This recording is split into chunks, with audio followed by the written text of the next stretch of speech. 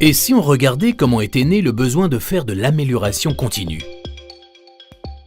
Pendant les 30 Glorieuses, le seul problème des entreprises était de pouvoir toujours produire plus pour satisfaire une demande qui semblait infinie.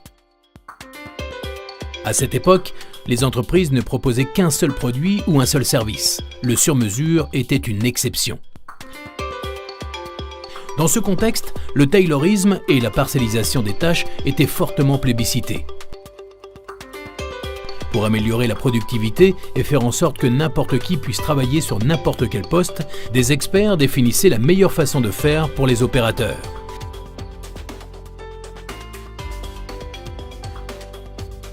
Et si par malheur, un employé était confronté à un problème, alors il devait s'en référer à son responsable hiérarchique pour que celui-ci donne les instructions à suivre. Dans cette organisation, il n'y avait pas de place pour l'improvisation. Chacun s'assurait de maîtriser son métier pour bien penser les procédures et en contrôler la bonne mise en œuvre.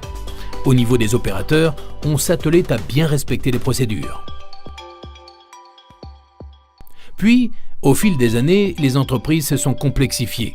La concurrence s'est développée, la demande client a baissé et les produits uniques ont laissé place à des offres de plus en plus élaborées. Face à un tel changement de son environnement, l'entreprise doit s'organiser différemment pour gagner en agilité et répondre rapidement aux fluctuations du marché. Elle doit également adopter de nouveaux comportements pour améliorer la qualité de ses produits et services, tout en assurant la rentabilité de l'activité. Dans cette nouvelle organisation, il n'y a plus d'experts pour penser et des opérateurs pour agir. Tous les employés sont considérés comme étant les experts de leur poste de travail. Ce sont donc eux qui sont les mieux placés pour proposer des idées d'amélioration. Dans cette organisation, la polyvalence est privilégiée pour favoriser la flexibilité des ressources et l'enrichissement des tâches. Dans cette organisation, nous travaillons sur des projets transverses avec des équipes pluridisciplinaires pour améliorer la performance globale. Dans cette organisation, la productivité n'est pas une fin en soi. Elle découle du travail en flux tiré qui permet à l'entreprise de répondre aux besoins du client sans générer de stocks inutiles. Dans cette organisation, nous ne cherchons pas à travailler plus vite, mais à travailler mieux. Pour cela, nous préférons faire de la qualité plutôt que de la contrôler. Dans cette organisation, le manager n'est plus un responsable hiérarchique qui vient vérifier le travail de ses collaborateurs pour distribuer les bons points et les mauvais points.